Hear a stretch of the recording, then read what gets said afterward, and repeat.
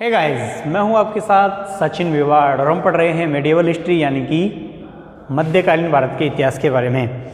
और आज का जो हमारा लेक्चर रहेगा वो रहेगा सिख धर्म के बारे में। आपके सिख धर्म के बारे में दो लेक्चर हैं, एक होता है सिखों के प्रति मुगलों की नीति और एक है सूफीवाद और सिख धर्म। सूफीवाद का अध्ययन हम बाद में करेंगे, आज हम अध्ययन कर रहे हैं सिख धर्म के बारे में और इसके साथ साथ सिखों के प्रति मुगलों की नीति के बारे में। ठीक है, तो बड़े आराम से आपको इस लेक्चर को सुनना है और बड़े ध्यान से इसका अध्ययन करना है। ठीक है, इसमें मैं सिखों के गुरुओं के बारे में विस्तृत बातें बताने वाला हूँ। इसके अलावा सिखों के प्रति मुसलमानों की क्या नीति रही, मुगलों की क्या नीति रही, इसका भी हम अध्ययन करेंगे। तो चलिए स्टार्ट करते हैं और पढ़ते हैं सिख धर्म। ठीक है, सिख देखिए, आप लोगों ने भक्ति आंदोलन पढ़ा है, भक्ति आंदोलन हम अध्ययन कर चुके हैं, उसका वीडियो है। तो आप लोगों ने उसमें गुरु नानक देव को पढ़ा होगा क्योंकि हमने पढ़ाया है। तो आप लोगों को मैंने बताया था कि शुरू में गुरु नानक देव जी का ऐसा कोई मानना नहीं था कि हम एक नए धर्म की स्थापना करेंगे, हम एक नए मत की स्थापना करेंगे। केवल और केवल उनके जो शिष्य थे, पंजाबी जो शब्द होता है ना, उनके जो शिष्य थे वो क्या कहलाए? सिख कहलाए। ठीक है, उनके जो शिष्य थे वो क्या कहलाए? सिख कहलाए। ठीक है,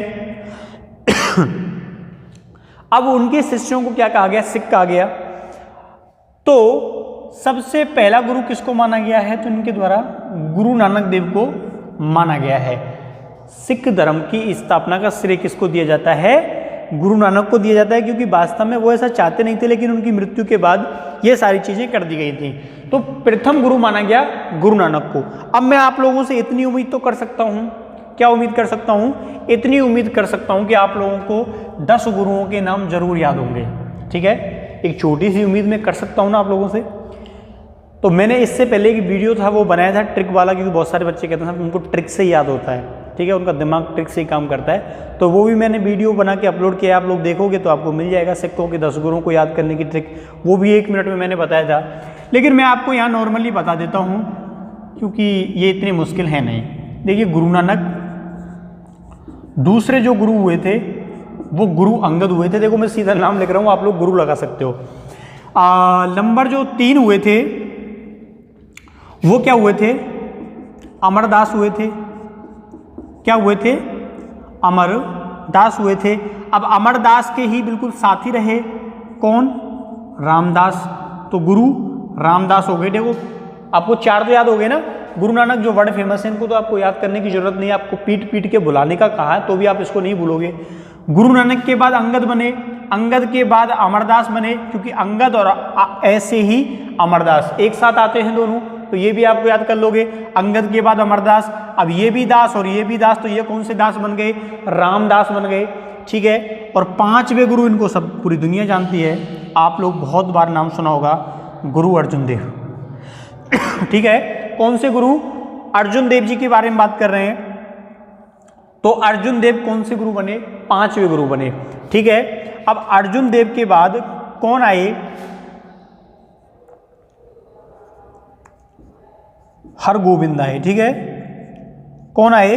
हरगोविंद आए। 6वें गुरु कौन से आए? हरगोविंद आए। ठीक है, अब देखो 7वें गुरु जो हैं वो ऐसे ही होंगे, लगातार 3 गुरु क्या होंगे? ऐसे ही होंगे, हरगोविंद, हर राय। ठीक है, कौन से गुरु बने? 7वें गुरु हर राय बने और 8वें जो गुरु बने वो बने हरिकिशन। ठीक है, कौन से बने? हरिकिशन बने या हरकिशन बने। तो आप लोगों को 3 बिल्कुल सेम कंडीशन में याद रखने हैं, हर गोविंद, हर राय, हरिकिशन। सिंपल है, याद रख लोगे। और 9वें गुरु जो हैं ये भी गुरु तेग बहादुर, गुरु तेग बहादुर। और 10वें गुरु जो हैं उनको तो सभी जानते हैं आप लोग, छुट्टी बनाते हैं आप लोग, गुरु गोविंद। ठीक है, कौन? गुरु गोविंद। तो याद हो गए ना। देखिए, सबसे पहले गुरु नानक, जिनको आप लोग जानते हो। गुरु नानक के बाद गुरु अंगद हुए। ठीक है, गुरु अंगद हुए। अब ऐसे ही क्या हो गए? अमरदास हो गए। अब दास से ही और दास हो गए, कौन हो गए? रामदास हो गए। 5वें गुरु काफी फेमस हैं, आप लोग इनको ऐसे नहीं भूलोगे, अर्जुन देव। ठीक है। इसके बाद लगातार 3 H वाले यानी कि हर वाले आए। कौन आए? सबसे पहले गोविंद आए, गोविंद के बाद हर्राय आए और हर्राय के बाद हरिकिशन आए, ठीक है। तो इनको तीनों को आप एक साथ याद कर सकते हो, गोविंद राय किशन, ठीक है। क्या नाम है? गोविंद राय किशन, हरगोविंद, हर्राय, हरकिशन। और 90 गुरु कौन है? गुरु तेग बहादुर। और 10वें गुरु तो फेमस हैं ही, गुरु गोविंद। इनकी छुट्टी भी होती है इनकी जयंती पर, तो आप लोगों को ऐसे याद होंगे। तो उम्मीद है आपको 10 ये हैं वो याद हो गए होंगे। अगर आपको ऐसे याद नहीं होते हैं, फिर भी कुछ बच्चे होते हैं जिनकी मानसिक जो स्थिति होती है वो काफ़ी उच्च स्तर की होती है, तो वो लोग ट्रिक पढ़ी है वीडियो में, उसको देख के याद कर लेना, ठीक है। मिटा दूँ इसको, आप लोगों ने लिख लिया होगा। चलिए तो हम शुरू करते हैं। गुरु नानक देव को मैं भक्ति आंदोलन में पढ़ा चुका हूँ काफ़ी अच्छे से, ठीक है। अगर आपने भक्ति आंदोलन जो है वो रीड नहीं किया तो आप लोग कीजिए, जाइए फटाक से देखो। अब हम अंगद से शुरू करने वाले हैं, गुरु अंगद के बारे में अध्ययन करेंगे, ठीक है।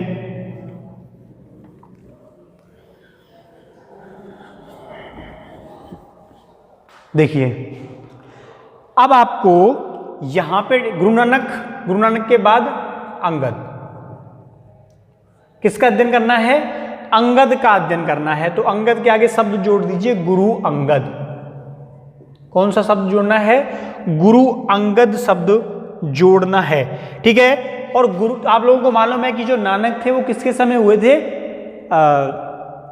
बाबर के समकालीन थे और हुमायूं के समकालीन थे। तो उनकी मृत्यु के बाद 1500 कितना था? 39, 1539 से लेके और ये 52 तक गुरु रहते हैं। कब से कब तक रहते हैं? 1538 तक तो वो थे, 1539 से लेके और 1552 तक ये क्या रहते हैं? अब देखो, जब मैंने गुरु नानक पढ़ाया था तो इनका नाम बताया था। इनका नाम क्या था? लहना नाम था। क्या नाम था? लहना नाम था। आप लोग लिख लेना, इनका मूल नाम था ये। क्या नाम था? मूल नाम। मूल नाम क्या था इनका? लहना था। और लहना से क्या बने? अंगद बने। कौन से नंबर के? तो आप लोगों को याद रखना है, 2nd नंबर के क्या थे? ये गुरु थे, ठीक है। तो 2nd नंबर के क्या थे? ये गुरु थे। समझ आया बात आपको? समझ आई बात आपको? देखिए इनका मूल नाम क्या था? मूल नाम इनका लहना था। लहना था। क्या था? लहना। अब ये जो नाम रखा है ना अंगद, ये जो नाम रखा है ना अंगद, जो नाम रखा है अंगद जो नाम रखा है, इसका अर्थ क्या होता है? इसका अर्थ होता है शरीर का एक भाग, ठीक है। तो यहाँ पे अलग से लिख लेना, वैसे आपको याद होगा या होगा। अंगद का अर्थ क्या होता है? शरीर का एक भाग, शरीर का एक भाग। अंगद का अर्थ क्या होता है? अलग से लिख लेना, अंगद का अर्थ होता है शरीर का एक भाग, ठीक है। तो लहना इनका क्या नाम था? मूल नाम था। और ये दूसरे नंबर के क्या बने? गुरु बने थे। जब ये दूसरे नंबर के गुरु बन गए तो उसके बाद क्या हुआ? इनसे किसने मुलाकात की थी? हुमायूं ने, ठीक है। हुमायूं ने इनसे मुलाकात की, इनसे मुलाकात की। अब मुलाकात करने का मतलब क्या था? क्योंकि आप लोगों ने पढ़ा था कि बिलग्राम का युद्ध 1540 वो हार गया था। क्या हुआ था? हार गया था। किससे हार गया था? शेरशाह सूरी से हार गया था। तो उसके बाद इन्होंने गुरु अंगद से मुलाकात की थी। तो क्वेश्चन बन जाता है एक अच्छा सा कि हुमायूं ने बिलग्राम के युद्ध हारने के बाद किस सिख गुरु से मुलाकात की थी, या फिर ये पूछा जा सकता है कि हुमायूं ने किस युद्ध में हारने के बाद गुरु अंगद से मुलाकात की थी। तो ऐसे फेर बदल के क्वेश्चन बनाया जा सकता है। तो आप लोग इसको याद रखना है, 1540 में बिलग्राम का युद्ध जब ये हार गया था तब ये किसके पास गया था? गुरु अंगद के पास गया था। देखो परिस्थितियां काफ़ी ऐसी होती हैं। देखो आगे जाके जो मुगल हैं उनकी नीतियां इनकी प्रति बदल जाएंगी। तो आप लोग समझ सकते हो ना कि हुमायूं की सिख जो धर्मगुरु थे उनकी प्रति कैसी नीति थी? बिल्कुल सॉफ्ट थी, कोई विरोध नहीं था, यहाँ तक कि उसके पास खुद जाते थे, खुद चल के जाते थे। तो ये आपको याद रखना है, क्योंकि आपका टॉपिक है सिक्कों के प्रति मुगलों की नीति। तो इसी पार्ट से वो सारी चीज़ें निकल के आ जाती हैं कि आप लोग सोच सकते हो कि हुमायूं खुद मिलने गया था गुरु अंगद से।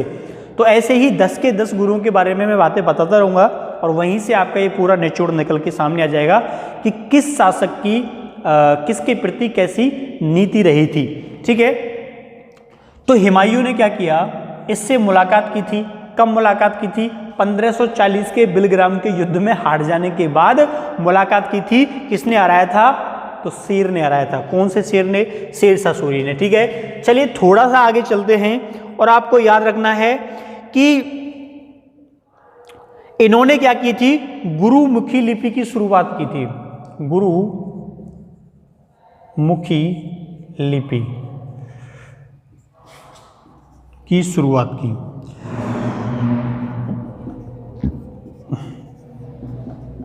ठीक है, किसकी शुरुआत की थी? गुरुमुखी लिपि की शुरुआत की थी। क्या मतलब है, अर्थ क्या है? तो सीधा सा मतलब है जो गुरु बातें बोलता है ना, आप लोग देखते हो सुबह सुबह या फिर किसी भी समय गुरु जो है शिष्यों को कोई बात बताता है तो उसके मुख से निकली हुई जो बातें होती हैं उनको क्या कहते हैं? उनको गुरुमुखी बोला जाता है। ठीक है, क्या बोला जाता है? उनको गुरुमुखी बोला जाता है। अब एक लाइन और लिख लीजिए, क्योंकि इनसे संबंधित जितने भी पॉइंट है ना वो सब महत्वपूर्ण होते हैं। ठीक है, प्रत्येक धर्मगुरु से संबंधित जितने भी पॉइंट होते हैं वो सब महत्वपूर्ण होते हैं और एक बड़ा क्वेश्चन लिखने में ये सारी चीजें सहायक सिद्ध होती हैं, क्योंकि फैक्ट ज्यादा असरदार साबित होते हैं। ठीक है, इन्होंने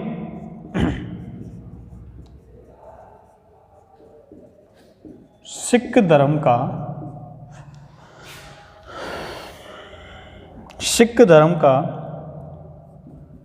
एक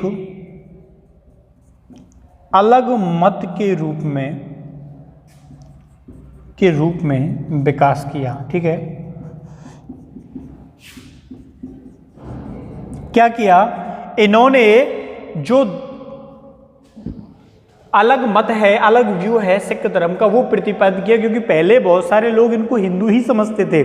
यहाँ तक कि जो क्या नाम है, गुरु अंगद जो थे ये खुद वैष्णव मत को मानते थे। ठीक है, विष्णु जी के जो रूप है, स्वरूप है, उनका ये क्या करते थे? पूजा पाठ किया करते थे। तो इसलिए लोग इनको थोड़ा डिफरेंट मानते थे कि भाई हिंदुओं से थोड़ा डिफरेंट होंगे। तो इन्होंने इसका प्रचार प्रसार किया, अपनी जो विचारधारा है, अपना जो मत है उसको लोगों के सामने जाके रखा। तो ये गुरु अंगद के बारे में छोटी छोटी कुछ बातें थी। तो देखिए, गुरु अंगद 1539 से 52 सेकंड गुरु रहे। अंगद का अर्थ शरीर का एक भाग होता है। इनका जो बचपन का नाम था लैना था, मूल नाम था। हुमायूं ने इनसे मुलाकात की थी। कब की थी? 1540 के बिलग्राम के युद्ध में परास्त होने के बाद इनसे मुलाकात की थी। गुरुमुखी लिपि की शुरुआत इनके द्वारा की गई। इन्होंने सिख धर्म का एक अलग मत जो है वो उसका क्या किया था? विकास किया था। ठीक है, अब 5 सेकंड है, फिर उसके बाद मैं इसको गायब कर दूंगा। ठीक है,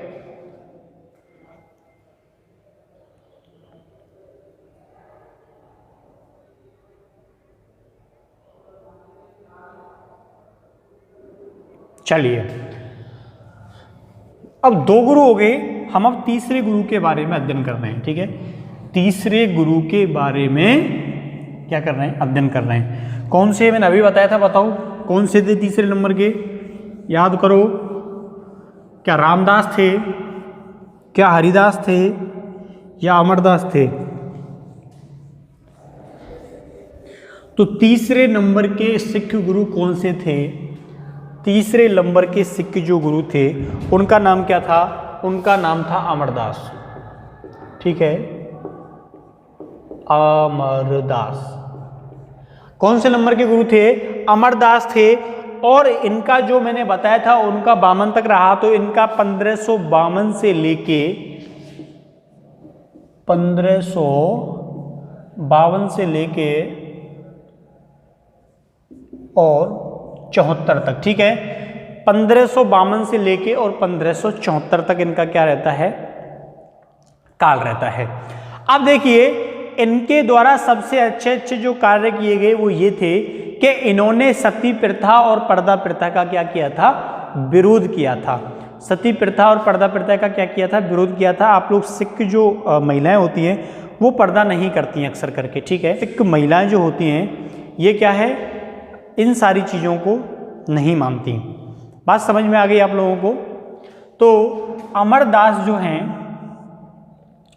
इनके द्वारा देखिए सती प्रथा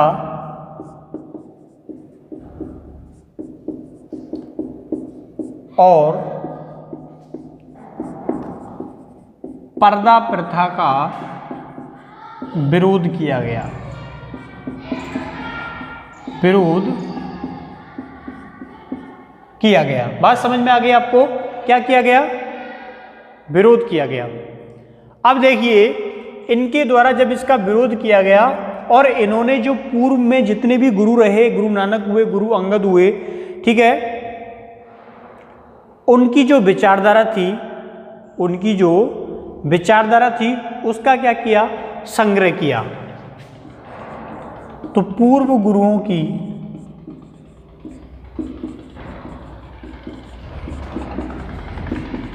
विचारधारा का संग्रह किया, ठीक है, क्या किया, संग्रह किया। तो ये बात भी आपको याद रखनी है कि इनके द्वारा जो पूर्व गुरु थे उनकी जो विचारधारा थी उसका क्या किया गया, उसका संग्रह किया गया। किसके द्वारा किया गया, अमरदास के द्वारा किया गया। और इसको गोविंद पाल पोथियां,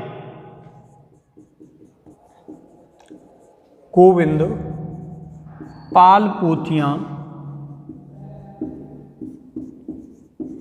के नाम से जाना जाता है। क्या किया जाता है, तो इस नाम से जाना जाता है, गोविंद पाल पोथिया के नाम से जाना जाता है। किसको जाना जाता है, इनकी जो विचारधारा है इसके संग्रह को। तो पूछा जा सकता है कि पूर्व गुरुओं की जो विचारधारा थी उस विचारधारा के संग्रह को किस नाम से जाना जाता है। तो आप लोगों को याद रखना है गोविंद पाल पोथिया के नाम से उस संग्रह को जाना जाता है, ठीक है। अब देखिए इनसे जुड़ा हुआ एक अच्छी बात यह है कि ये जो स्वयं थे, यानी कि जो अमरदास जी थे, ये जो स्वयं थे, ये स्वयं क्या करते थे, खेती बाड़ी और पशुपालन किया करते थे। अमरदास जी जो हैं वो खेती एवं पशुपालन किया करते थे। इन्होंने लोगों को कहा था कि आपको पारिवारिक संत के रूप में क्या करना चाहिए, निर्वहन करना चाहिए, यानी कि आप गृहस्थी में रहकर भी इन सारी चीज़ों को कर सकते हो जो एक संत कर सकता है। तो इन्होंने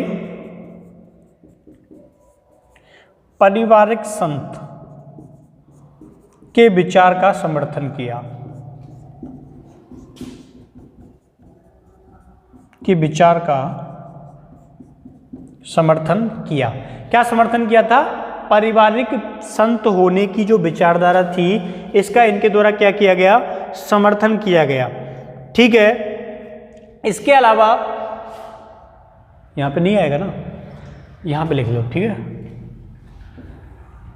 तो इनके द्वारा जो बात, एक बात ये भी बोली गई, इनके द्वारा एक बात ये भी बोली गई कि जो व्यक्ति लंगर जो होता है ना, खाना खाने का जो लंगर होता है जहाँ पे सब लोग बैठ के खाना खाते हैं, तो जो व्यक्ति लंगर के अंदर खाना नहीं खाएगा मैं उससे मुलाकात नहीं करूँगा, ठीक है। तो आपको लिखना है कि जो व्यक्ति लंगर में खाना नहीं खाएगा, ठीक है, जो व्यक्ति लंगर में खाना नहीं खाएगा उससे गुरु अमरदास मुलाकात नहीं करेंगे, ठीक है। बहुत सारे लोग ऐसे होते थे कि हम क्यों खाएं यहाँ बैठ के नीचे खाना, ये लंगर का खाना हम क्यों खाएं, हम तो अलग हैं, हम तो वीआईपी हैं, ठीक है। तो ऐसे व्यक्तियों से वो लोग जो अमरदास जी थे वो क्या नहीं करते थे, मुलाकात नहीं करते थे। इनका मानना है कि सभी लोग नीचे बैठ के, जमीन पर बैठकर एक साथ एक जैसा खाना खाएं, ठीक है। और जो व्यक्ति खाना नहीं खाता मैं उससे मुलाकात नहीं करने वाला। तो ये भी लिख लेना, अमरदास जी की एक खासियत थी कि ये कृषि पशुपालन करते थे, साधारण व्यक्तित्व के इंसान थे और जो लंगर में खाना नहीं खाता था उससे ये मिलते तक नहीं थे। ठीक है, तो इसको आप लोग उतार लिया होगा मेरे हिसाब से, या स्क्रीनशॉट ले लो ओनली फॉर 5 सेकेंड। ठीक है, उसके बाद हम इसको क्या करेंगे, मिटा देंगे।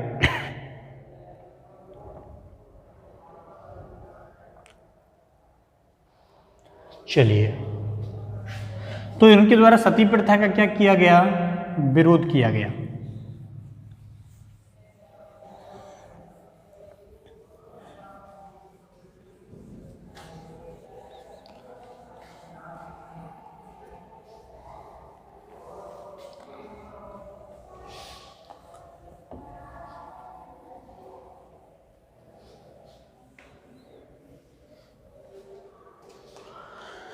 ठीक है, चलिए देखिए,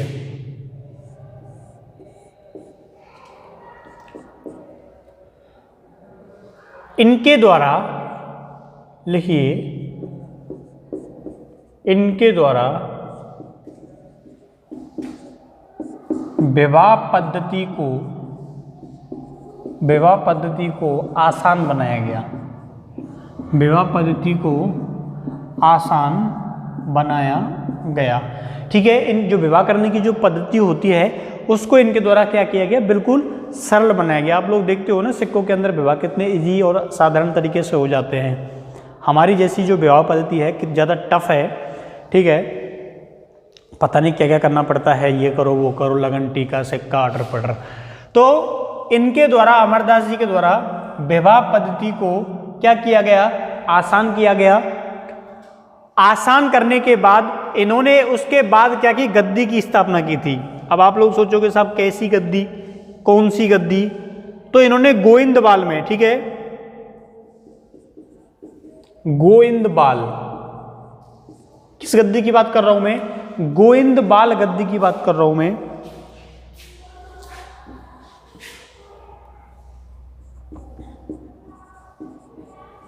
गोविंदवाल, ठीक है, ये कहां पड़ता है, ये पड़ता है पंजाब में।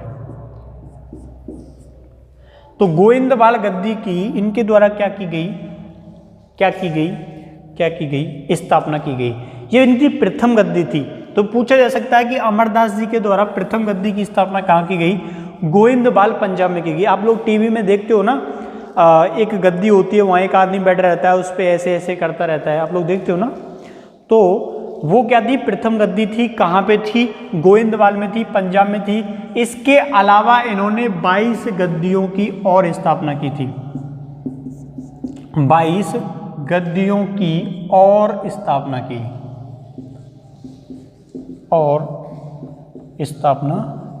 ठीक है।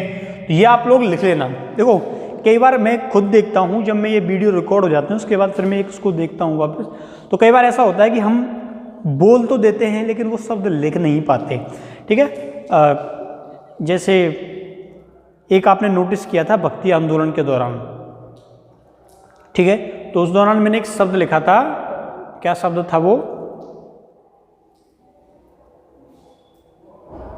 कुछ ऐसा था कि जब वो, शायद ये था कि जब उसको देखना वापस जाके कि इसमें ये लाइन लिखाई थी, मैंने किसी व्यक्ति की जात नहीं पूछनी चाहिए, जो हरि को भजे वो हरि को होई। तो उसमें जो लास्ट में जो को शब्द है ना, वो मैं भूल गया, वो मैंने मन में ही रिवाइज कर लिया। मैं बोल रहा था लगातार उसको, लेकिन मैं उसको लिख नहीं पाया, वो को शब्द को। तो बहुत सारे शब्द जो हैं वो छूट भी जाते हैं, लेकिन आप आवाज़ जो है, साउंड जो है, उससे समझ जाया करो। तो गोविंदवाल जो पंजाब में पड़ती है जो गद्दी, इसकी क्या की गई, स्थापना इनके द्वारा की गई। बात समझ में आई आप लोगों को। चलिए, तो आप लोगों को याद रखना है, अमरदास जी के द्वारा गोविंदवाल पंजाब में प्रथम गद्दी की स्थापना की गई थी। और इनकी जो पत्नी नहीं, पुत्री, इनकी जो पुत्री थी, पुत्री का नाम था बीबी बागी। ठीक है, इनकी जो पुत्री थी बीबी बागी, इसका विवाह इन्होंने आने वाले जो नेक्स्ट जो क्या बने थे, गुरु बने थे, कौन बने थे, रामदास बने थे, इनके साथ कर दिया था। ठीक है, तो बीवी बागी रामदास के साथ इन्होंने विवाह कर दिया था। 1552 से 74 का काल चल रहा है, यानी कि अकबर का काल चल रहा है। और अकबर जो है उन्होंने इस शादी में इनके लिए क्या किया था, 500 बीघा जमीन भेंट की थी। कितनी भेंट की थी? 500 बीघा जमीन भेंट की थी, ठीक है। अब यहां पे आपको व्यू पता चल गया अकबर का। अकबर का व्यू भी, यानी कि अकबर की नीति भी सिक्कों के प्रति सम्मानीय थी। उसने 500 बीघा जमीन उसके विवाह में उनको सुपुर्द की थी, यानी कि अकबर का भी सिक्कों के प्रति जो व्यवहार था वो सम्मानीय था, उनको रेस्पेक्ट देता था अकबर, ठीक है। तो ये बात आपको याद रखनी है, ऐसे ऐसे फैक्ट जो है वो आपको याद रखने हैं, ठीक है। तो बीवी बागी का विवाह किसके द्वारा किया गया? रामदास के द्वारा किया गया। और रामदास जो हैं वो आने वाले क्या बनने वाले हैं? धर्मगुरु बनने वाले हैं, ठीक है। तो आप लोग उतारिए इसको, उसके बाद हम इसको मिटाते हैं, ठीक है। जल्दी फटाक, ओनली फॉर 5 सेकेंड, केवल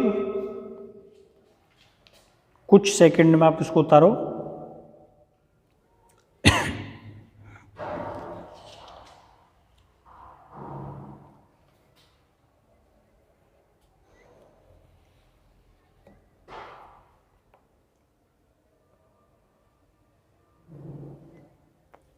चलिए,